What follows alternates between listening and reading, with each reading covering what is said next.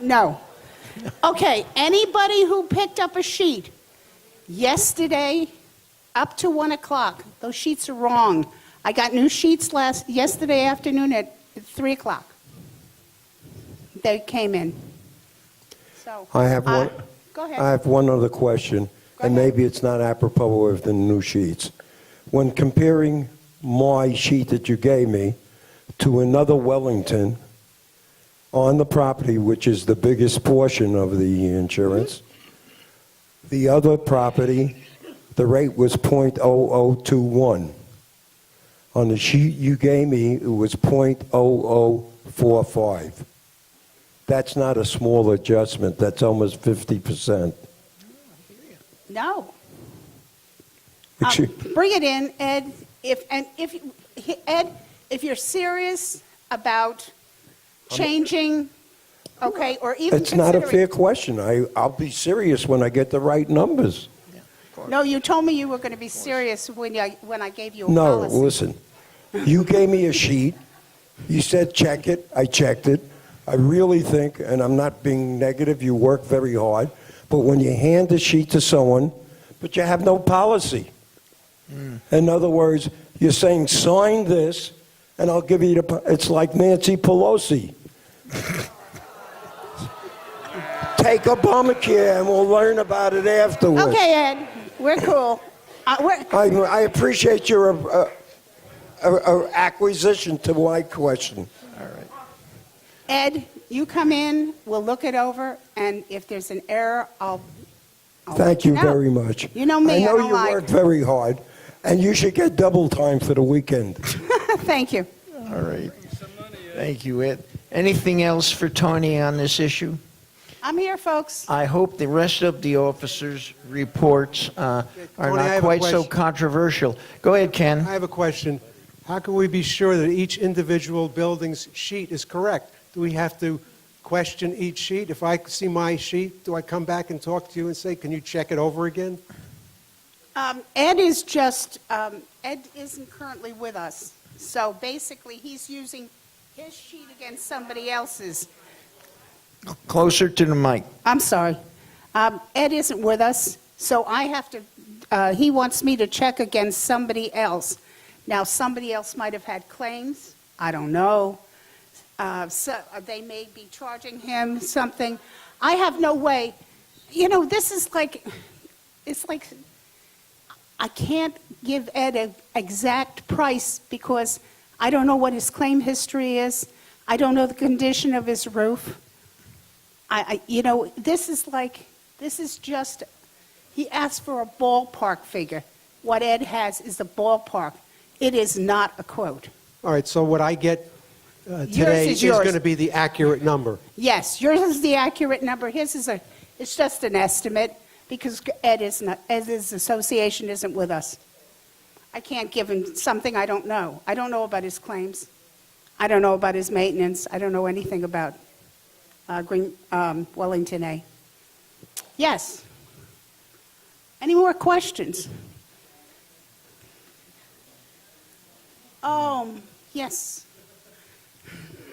Prior to writing the renewal, A little closer to the mic. prior to writing the renewal every Yes. year, we used to get an appraisal on each building. Yes. Are the current amounts of insurance based on an appraisal? Are we still getting appraisals every 2 years? No, we're getting appraisals every 3 years. Every 3 years. 718 requires a brand-new appraisal to be done every 36 months. Our next appraisal is going to be in probably the summer of 2019. That's when we're due again. So therefore, part of the increases are based on increases done 3 years ago. Yes, Okay. Thank you. yeah. But they're not increases. What they are is a difference. It went up 7% last year, 3 years ago, or in 2016 when the appraisal was done. Overall, the appraisal values went up 7%. Thank you. And that was reflected 2 years ago. anything else? Okay, And do You know- not hesitate to come in and chat with Tony if you have any real important issues that you need to have explained. Tony, thank you very much. okay, thank you very much. Once again, I apologize. All right. I know we're a little diverted, but we were in the middle of officers' reports. So why don't we go around the table and start with Sandy? Good morning. A couple of you had questions about the list in the minutes on the units that were not represented last month. And we did go through the list of the signatures, and the ones that are listed on there are the ones that were not signed in.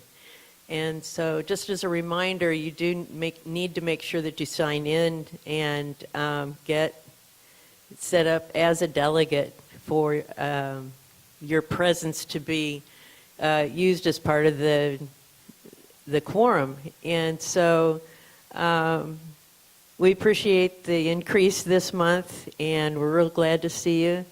And anything that you need to do as far as getting your records up to date, as far as who is your CERT representative or your officers, and especially your delegates. We have the blank forms at the office that you can fill out. It's also available on Dave's blog on the left-hand side. There's an interactive form that you can complete. So any questions, just let me know, and we'll try to help it out. Thank you. All right. Thank you, Sandy. David? Thank you. Good morning, everybody. Glad we have a quorum. I guess some of my phone calls must have worked. But Sandy did a wonderful job getting the proper count for buildings and so forth, and it's a good reminder, and I'm glad we did that. And other than wishing everybody a safe and happy holiday season, that's all that I have. Thank you, David. John? Well, in case I don't see any of you between now and the end of the year, have a Merry Christmas and a Happy New Year. Stuart? I know after all of this heavy stuff that we've been talking about, I'd like to just change the tack a little bit. I know that for most of you, the new year did not work out the way you expected, so I would like to provide you with a smile and read a couple of quick poems from my favorite poet, Ogden Nash. Ring out the old, ring in the new, but don't get caught in between. And one quick other. Tonight's December 31st. Something is about to burst. The clock is crouching, dark and small, like a time bomb in the hall. Hark! It's midnight, children dear, duck. Here comes the new year. Have a happy holiday and a new year. Thank you, Stuart. Lighten things up a little. Ed? I'm going to keep it brief. I'm just going to wish everyone a happy Hanukkah, Merry Christmas, Happy New Year, and let's all stay healthy. All right. And last but not least, our Yuko Cam, whose reports I know you enjoy every week. Donald? Good morning, everyone. This time of year, we see an increase in complaints and reports about dumpsters. I just have two things I want to convey to everyone today. The first is that if you go outside and see your dumpster tipped over and wrapped in caution tape, it's not a crime scene. That's me. I tipped it over. When I find a hole at the bottom of the dumpster, I find that I get better response if I tip the thing over and don't have garbage continue to be put in. So if you do see that, just assume it's me, and you'll get a new dumpster soon. The second thing is raccoon bars. This is the time of year where we get quite a few requests for these things. The cost is $55, and that's borne by the association. The confusing part is when the old busted-out dumpster is removed and a new one is brought, it comes without a raccoon bar, and there's an additional $55 charge. There's no credit for the old raccoon bar. So if you'd like a raccoon bar put on your dumpster, and not all associations do because they get sticky and some people have trouble using them, you could just send an email to me at yucogarbage@gmail.com, or you can go through your property manager, or you could just call the number on the dumpster, and someone on the association would have to authorize the charge. And that's all I have for today. Happy holidays to everyone. Thank you. All right. Note that email specially created for garbage, dumpster, etc. problems. yucogarbage@gmail.com. These dumpsters regularly rot out, and there's holes in them, and of course critters get in and garbage dumps out. Notice that to Donald at Yuko Garbage. The company has been very responsive in swapping them out. Okay? I'd like to get on now with some important business, which we tried to do last month. And you remember we ran into a problem, namely the appointment of a person to take up the unexpired term. What? What? Nobody's laughing? I can't hear you. What? All right. Do we have any flyers that have been picked up by Platinum? Seeing no. Thank you. All right. So our quorum is good. And I'd like to bring up the appointment of Louise Warner to take up the unexpired term of Joy Vestal as Vice President of Yuko. All right, and of course, that will require a motion. All right.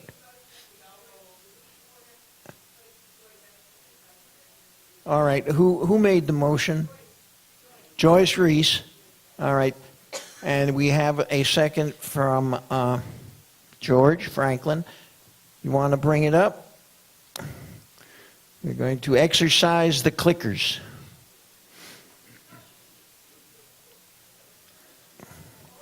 Perhaps we're not going to exercise the clickers. Yes, and while they're working out the machine, we have discussion, of course, on the motion. Olga.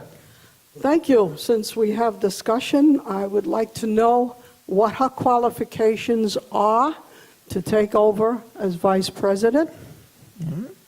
Is that And it? also, I would like to know if anyone else was under consideration or is under consideration. On the second question, I can answer immediately. There were some other names, but Louise was approved at the officers level and executive board level. Where are you, Louise? Would you like to come up and chat about, tell everybody, give them a feeling of security on your qualifications. We have found Louise to be incredibly productive, computer literate, and smart. And you can't ask for much more. Go ahead, Louise. Hello, is this working? Okay, well, let me start by telling you I have a master's degree in English from the State University of New York at Albany. I have a 55-year career that stems public administration, journalism, market research and consulting, and administration 10 years at Florida Power and Light. I am totally computer literate. I'm running the new website, and I'm a take charge kind of person. I give 40 hours a week to Yuko and to anyone in the village who needs my help. All right. Thank you.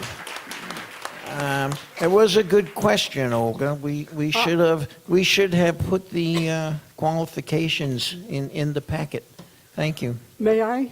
Yes, of course. It's wonderful that she has all these terrific qualifications. I would like to put to rest a rumor that I heard that Louise was fired from UCO. May I put that rumor to rest? I don't know. Certainly, I'm not aware that she was fired, but a VP or another officer may have had an issue.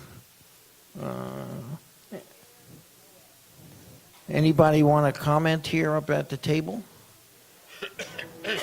I'm not aware of this. Huh? I'm hearing a lot of. No one up here is prepared to speak to that. Now, we're missing an officer, Barbara, but I'm not aware of this firing. That's all I can tell you. And maybe I'd go further and say, if so, is it relevant? Okay, so we'll just leave it as a question mark for Okay. the time being. Thank you. All right. All right. Hold on. All right. I'm going to call this question now. You see the little clickers. Press 1 for yes, 2 for no, 3 for abstain. All right. Push your little buttons, please.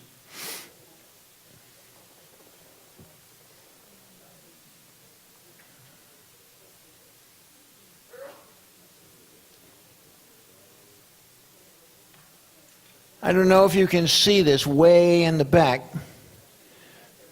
but we're receiving votes. We're up over 140 now.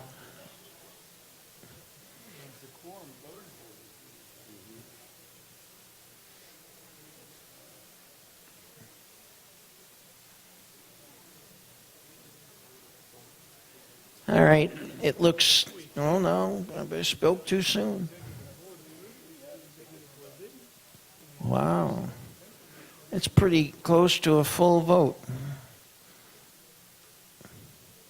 Anyone who has not pushed the clicker, there's 3 ambient clickers out there. All right, call it up, please. All right. And please, Hayward, please make sure you save that graphic for the minutes. Hayward, save the graphic for the minutes. Thank you. All right, next up is an appointment, as Joy also retired as editor-in-chief. An appointment to be editor-in-chief of the UCO Reporter.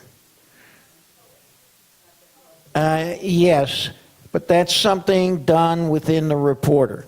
The bylaws don't speak to any co-editors. There is an editor-in-chief, and that is the position. If that person in that position wants to designate a co-editor, fine.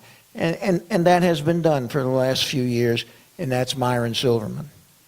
I mean, he's had a lot of experience in printing, and he's very helpful in there. But we are appointing not 1 or 2 or 3, but okay. Who are we appointing?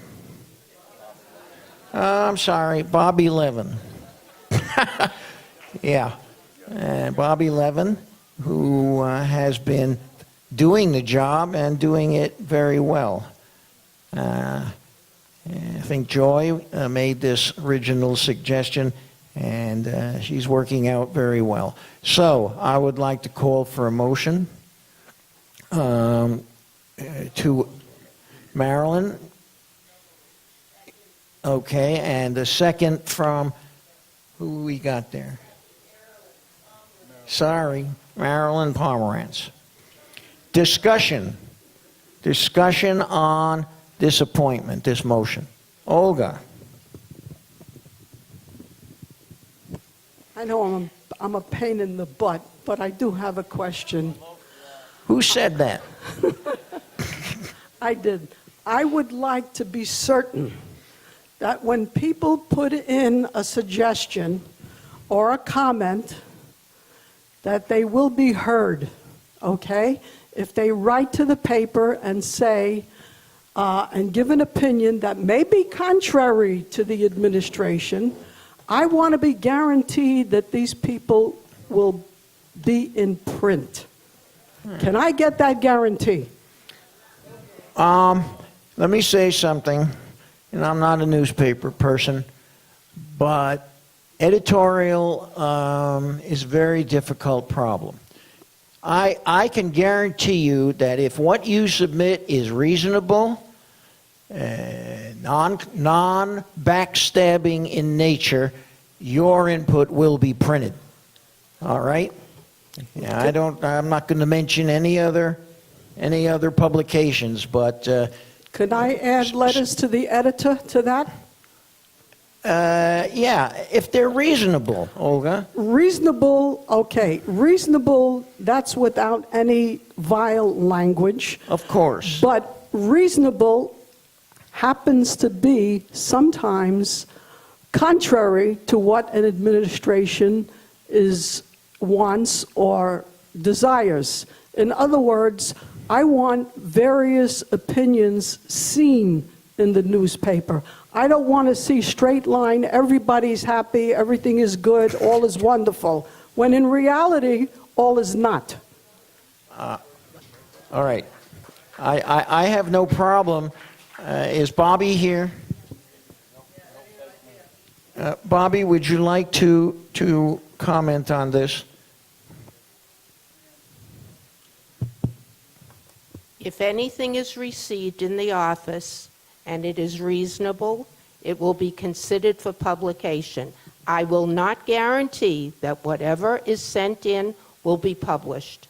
And I welcome anybody in the audience, any resident, to send their opinions into the reporter.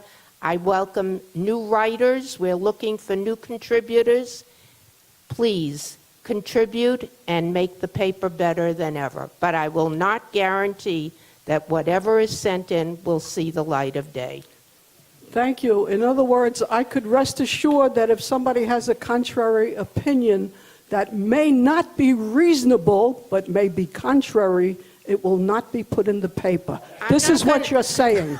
I'm not going to have a back and forth with you, Olga. No, I want clarity, that's all. I've clarified the opinion of the Okay, paper. you've stated your opinion, and all I'm doing... Opinions are always welcome.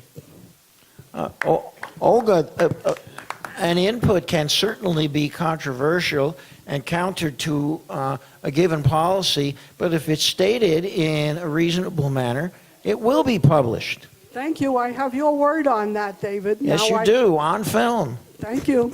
All right. All right. Any other? Dr. Handelsman, please.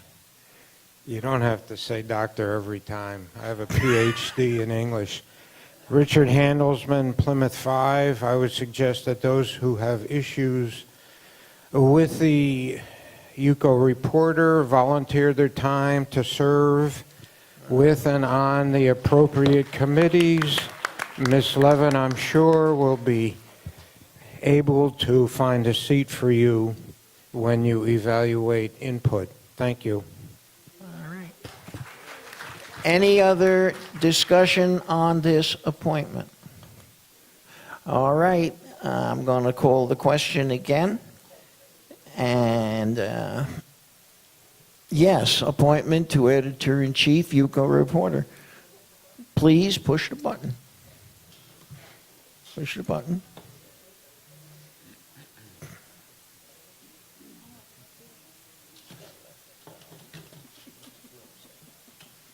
To welcome, you see, she kind of snuck in our new VP, Louise Warner.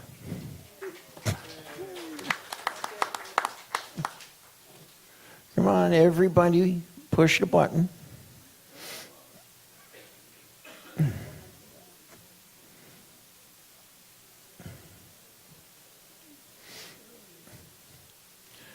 See, I'm surprised we don't get 100% because There really isn't another category beyond abstain. This is some kind of protest. We're up to 144. There's 6 ambient clickers out there, unused. Going. Gone. All right, pull it up. Whoa! All right. All right. Well deserved. Please save the graphic for John in the minutes. All right. Thank you. I'm glad to have that business done. I would like to call up Ruth Drees to give us a brief introduction to, I believe, nominations from the floor. It's going to be very brief because you have 2 pages, the last 2 pages in your packet, that explain everything about nominations, about bios, about nominations from the floor. So I don't need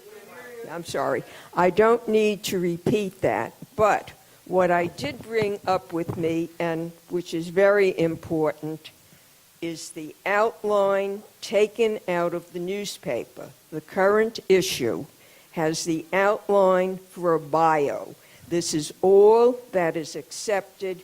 We don't take stories. We don't take hard copy. You must email your bio in outline form to me. My email address is in your packet. Please get them in now. The deadline is January 18th for everybody, even those nominated from the floor, which will be at the next meeting on January 4th. All bios will come in at the same time.